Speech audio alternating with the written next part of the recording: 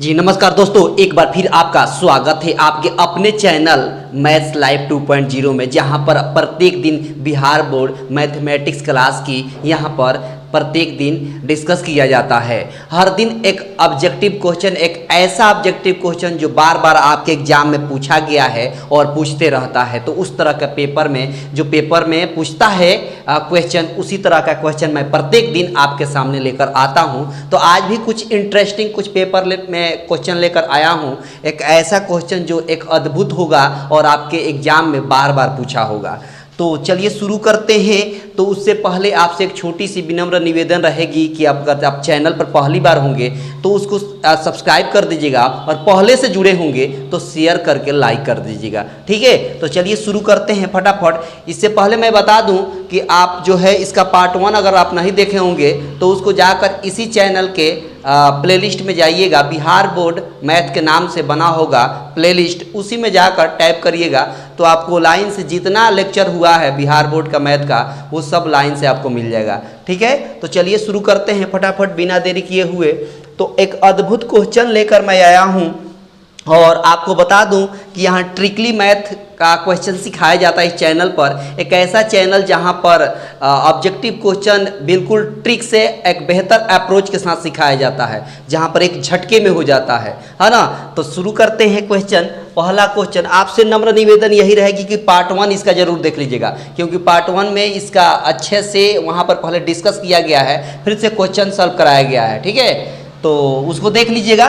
तो शुरू करते हैं। यहाँ पर अगला क्वेश्चन दिया है, इसमें देखिएगा, समझिएगा कि दो चर में दो एक घातीय समीकरण के ग्राफ यदि प्रतिच्छेदी रेखाएं हो तो हलों की संख्या होगी। देखिए, अगर ग्राफ प्रतिच्छेद करता हो, याद रखिएगा कल भी मैंने बताया था, ग्राफ अगर प्रतिच्छेद करता हो, जैसे एक रेखा ऐसे गई और दूसरी रेखा ऐसे गई, तो यहाँ पर प्रतिच्छेद कर रही है, तो ग्राफ अगर प्रतिच्छेद करे तो उसका हल जो होगा वो सिर्फ एक हल होगा।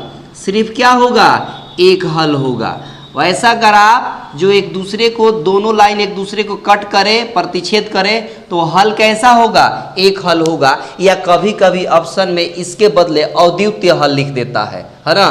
तो एक हल कहिए चाहे अद्वितीय हल कहिए, बात सेम है। तो आपका ऑप्शन कौन हो जाएगा? ए आपका ऑप्शन हो जाएगा। देख लिए, एक झटके में हो गया, जहां पर पेन भी आपको टच नहीं करना है, सीधे पेन उठाना है। किसके लिए? तो OMR शीट को रंगने के लिए जो ऑप्शन है, ठीक है। तो इसके लिए आगे देखिए, शानदार कंसेप्ट और शानदार ट्रिक यहाँ पर सिखाई जा रही है।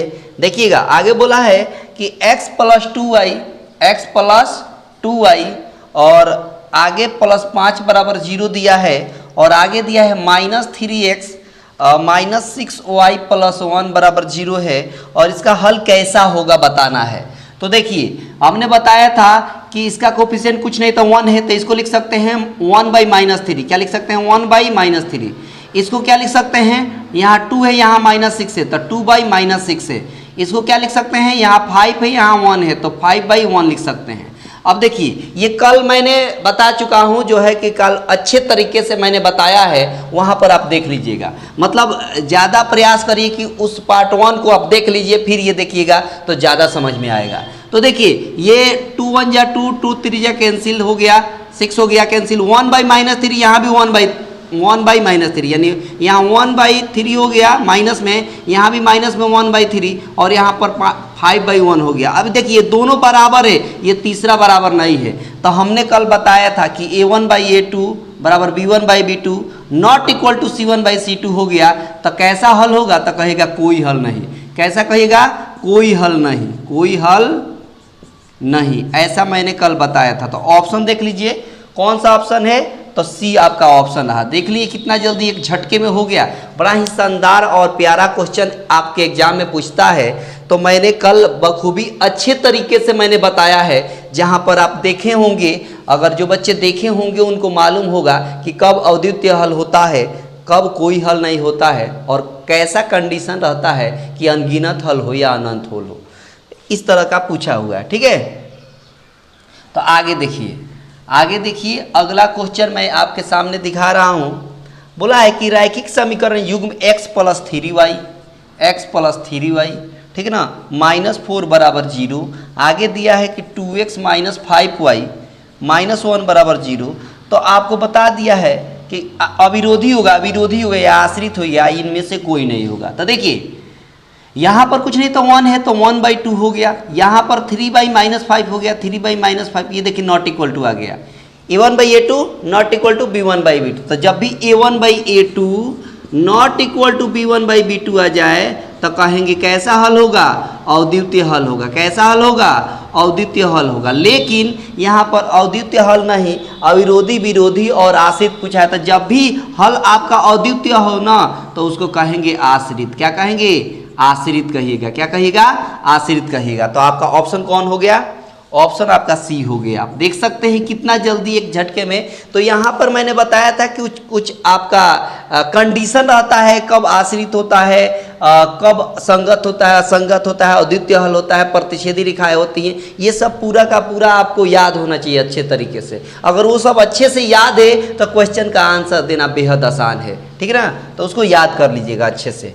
ठीक ना, आगे देखिए अगला क्वेश्चन है, बोला है कि यदि दो चर में दो रैखिक समीकरणों के हल अनंत हो तो उनके आलेख कैसा होगा। अगर हल अनंत होता है, अनगिनत, अनंत का मतलब अनगिनत, अनंत कहिए चाहे अनगिनत कहिए, ठीक है। अगर अनगिनत या अनंत कब होता है, जब तीनों बराबर हो जाए, a1/a2 बराबर b1/b2 बराबर c1/c2, तीनों बराबर हो जाए ना, तो उसका जो होगा ना ग्राफ वो कुछ इस तरह का होगा, ऐसे होगा। देखिए कुछ इस तरह का होगा, दिखाई दे रहा है, मतलब समानांतर होगा। कैसा होगा, समानांतर होगा।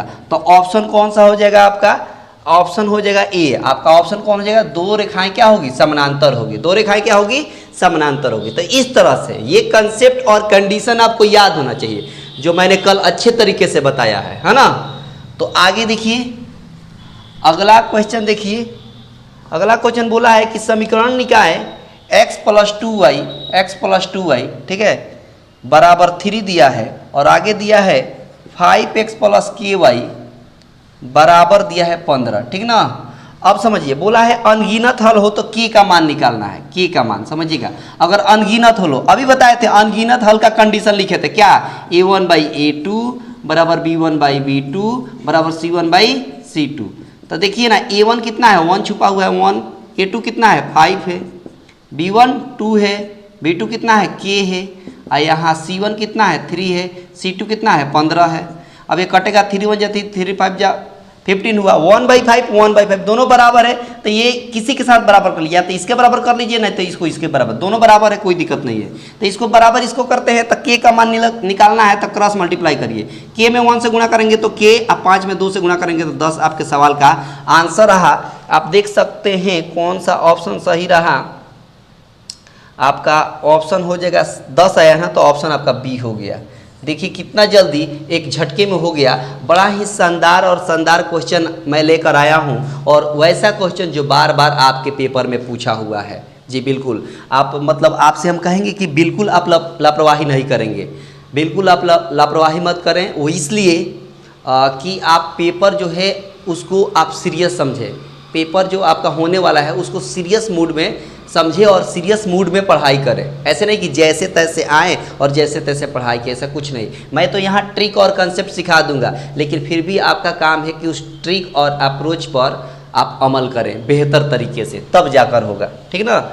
आगे देखिए अगला क्वेश्चन, देखिए आगे बोला है कि यदि 0.3x माइनस 0.37, ठीक है ना, बराबर 0.37x माइनस 0.3 ऐसे दे दिया है। ठीक है, तो कह दिया है x का मान निकाल दीजिए, x का मान निकाल दीजिए। तो देखिए क्या करेंगे, जो वेरिएबल है यानी x उसको एक साथ, कांस्टेंट को एक साथ। तो देखिए ये x के साथ है 0.3x, इसको इधर लाते हैं, प्लस में इधर आएगा तो माइनस में 0.37x बराबर, ये माइनस में इसको ऐसे ही रखिए, माइनस में 0.3, और ये माइनस में इधर जाएगा तो प्लस में 0.37। ठीक है, अब देखिए ये घटाएंगे, उल्टा घटाएंगे, इसमें से क्या होगा 0.07x होगा, ये घटाएंगे तो क्या होगा 0.07 होगा। ठीक है, अब देखिए ये बड़ा में से छोटा घटाए हैं तो ये माइनस रहेगा। ठीक है, अब ये दोनों कट जाएगा, 0.07 0.7 आ गया, ये माइनस इधर चला जाएगा, तो x बराबर क्या आ गया -1,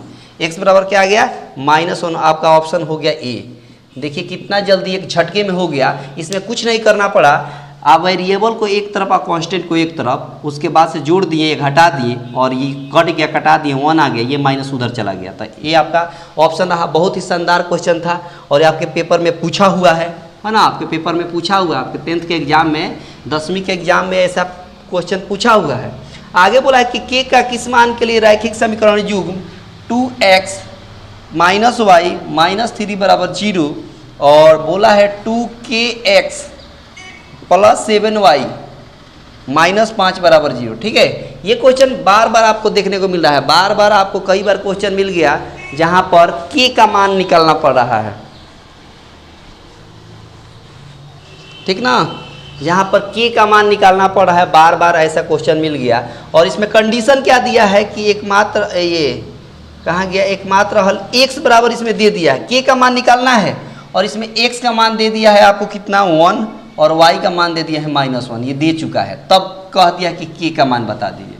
तो देखिए ना, हम देखेंगे कि किसमें के दिया हुआ है, मतलब पहले वाला समीकरण कि दूसरे वाला में। तो कहिएगा दूसरे वाला में समीकरण में के दिया हुआ है, तो इसी में x y का वैल्यू रख दीजिए। तो यहाँ से देखिए ना, हो जाएगा 2k है तो k x आ गया, x के बदले 1 रख दिए, +7 है y के बदले -1 रख दिए, -5 है तो -5 बराबर 0 है तो 0। अब देखिए ना, 2k में 1 से गुणा करेंगे तो 2k, 7 में -1 से गुणा करेंगे तो -7, ये -5 है तो -5 बराबर 0। अब देखिए ना, ये 2k और ये -7 और -5 मिलकर -12 और -12 जब बराबर के इधर जाएगा तब प्लस में 12 हो गया, यानी k का मान हो गया 2 से कट जाएगा 6 बार में, यानी k का मान कितना आ गया 6 आपका आंसर रहा। ऑप्शन देख लीजिए आप कौन सा हुआ, ऑप्शन आपका सी रहा। और देखिए कितना जल्दी एक झटके में हो गया है ना, बड़े ही शानदार क्वेश्चन है और आप सॉल्यूशन भी बखूबी, आपको बात समझ में आ रही होगी, बड़ी ही शानदार तरीके से आप सीख रहे हैं, है ना। तो आपसे छोटी सी रिक्वेस्ट है कि आप शेयर करते रहें, है ना, लाइक करके शेयर कर दे और चैनल पर पहली बार हैं तो सब्सक्राइब कर दे। अगला क्वेश्चन देखिए दिया है कुछ इस तरह का, 173x + 197y बराबर 149 दिया है और यहाँ पर दिया है 197x + 173y बराबर में 221 दिया है।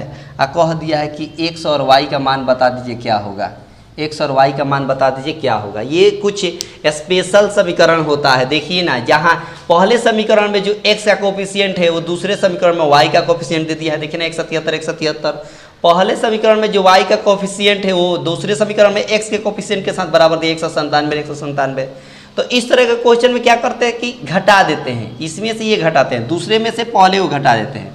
तो 197 में से 177 घटाएंगे तो 7 में से 3 गया 4 और 17 में से 19 में 17 गया तो 2, यहाँ पर x है तो x प्लस इसमें से घटाएंगे, तो इसमें से घटाएंगे तो यहाँ माइनस हो जाएगा। तो माइनस जब घटता है, छोटे अंक में से बड़ा अंक पहले माइनस जब घटता है तो माइनस आ जाता है, क्या जाता है, माइनस जाता है। तो देखो 7 में से 3 गया 4 और 19 में से 17 गया तो 2 हो गया, माइनस में y है तो y और यहाँ घटाएंगे, उल्टा घटाना है, इधर से इसमें से ये घटाना है। तो 11 में से 9 गया तो 2, यहाँ बच गया 11 में 7 गया 4, 72 हो गया। दोनों में से 24 कॉमन ले लेंगे तो x - y बराबर क्या आ गया, 72 आ गया। 24 3 72 होता है, यानी x - y का मान आ गया 3, x - y का मान आ गया 3।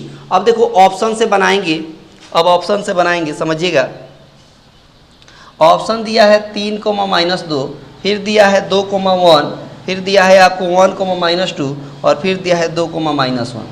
समझिएगा, आप खुद सोचिए कि x का मान प्लस में रहेगा तभी तो y का मान यहाँ माइनस में घटाएंगे तो प्लस में मिलना चाहिए, या एक एक करके रख दीजिए। जैसे नीचे से स्टार्ट करते हैं, x का मान पहले हम 2 रखेंगे, क्या रखेंगे, 2 रखेंगे और माइनस है तो माइनस और y का मान -1 रख दिए, तो माइनस माइनस क्या हो गया, प्लस हो गया, यानी 2 और 1 मिलकर 3 आ जा रहा है ना। तो क्या रखने पर, तो कहिए ये रखने पर आ जा रहा है, ये रखने पर क्या है, आ जा रहा है। तो आपका ऑप्शन कौन सा हो गया, डी आपका ऑप्शन रहा। देख लिए कितना जल्दी एक झटके में हो गया, नहीं तो उसको सॉल्व करने के लिए बहुत समय लगे। आप खुद सोचिए कि आप इस तरह के क्वेश्चन को सॉल्व करने के लिए क्या करते हैं, किसी एक वेरिएबल को बराबर करना पड़ता है, इस किसी एक वेरिएबल के कोफिशिएंट को क्या करना पड़ता है, बराबर करना पड़ता है। तो मान लीजिए इसको बराबर करने के लिए 197 में इसमें गुणा करना पड़ेगा और इसको बराबर करने के लिए इसमें 173 से गुणा करना पड़ेगा, तो काफ़ी ज़्यादा वक्त लगेगा। तो इसका सीधा उपाय है कि जब भी इस तरह का क्वेश्चन जो इंटरचेंज करके ये यहाँ वाला ऑप्शन मतलब कोफिशिएंट इसका कोफिशिएंट बराबर हो तो एक दूसरे में से घटा दीजिए और घटाने के बाद ऑप्शन में चले जाइए, ऑप्शन की सहायता से उड़ा दीजिए आपका आंसर। ये तरीका बेहतर होता है ना। ये शानदार कंसेप्ट है, तो इस तरह से सॉल्व करेंगे तो बहुत जल्दी हो जाएगा, ठीक ना। तो आगे देखती है, आगे मिटाते हैं। अगला क्वेश्चन आपके सामने मैं लेकर आता हूँ। अगला क्वेश्चन कुछ दिया है यहाँ पर, कहा है कि यदि x बराबर, यहाँ दिया है, देखिए यहाँ दिया है, यदि x बराबर दे दिया है कितना, √4 + 7 + 4√3 दिया हुआ है और कह दिया है कि आप x + 1/x का वैल्यू निकाल दीजिए। ये दिख रहा है। तो इसको देखिए कैसे हल करेंगे। इसको क्या करेंगे समझिएगा। इसको हम लिख सकते हैं 7 को कि 4 + 3, या ऐसे लिख सकते हैं कि 3 + 4, यहाँ पर पहले से 4√3 है तो 4√3। यहाँ देखिए इसको क्या करेंगे, ये बड़ा ही शानदार है, इसको सजाएंगे। रूट में है तो देखिए इस 3 को हम √3 का होल x² लिख सकते हैं, कोई गलती नहीं है। इस 3 को हम क्या लिख सकते हैं, √3 का होल x²। इस 4 को लिख सकते हैं 2 का x²। और यहाँ पर आपको दिख गया a² + b², तो जाहिर सी बात है कि आगे आएगा 2ab, तो 2a के जगह पर √3 और b के जगह पर 2। देखिए तीनों गुणा करिएगा तो मिल जाएगा, 2 दूना 4, √3 मिल गया ना। अब देखिए ना, इसको हम लिख सकते हैं a² + b² + 2ab को a + b का होल x² लिख सकते हैं। अब देखिए ना, जब x² में से रूट में से बाहर निकलता है तो x² हट जाता है, यानी √3 + 2 किसका वैल्यू, तो कहेगा x का वैल्यू। x का वैल्यू कितना आ गया, x का वैल्यू आ गया √3 + 2। अब देखिए अब क्या करेंगे समझिएगा।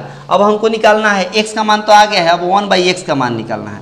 तो देखिए जब भी 1/x का मान निकालना हो, 1/x का मान निकालना, 1/x जगह पर क्या है, √3 + 2 है। तो जब भी इसका मान निकालना हो, और देखिएगा दोनों का x² में 1 का अंतर आता हो।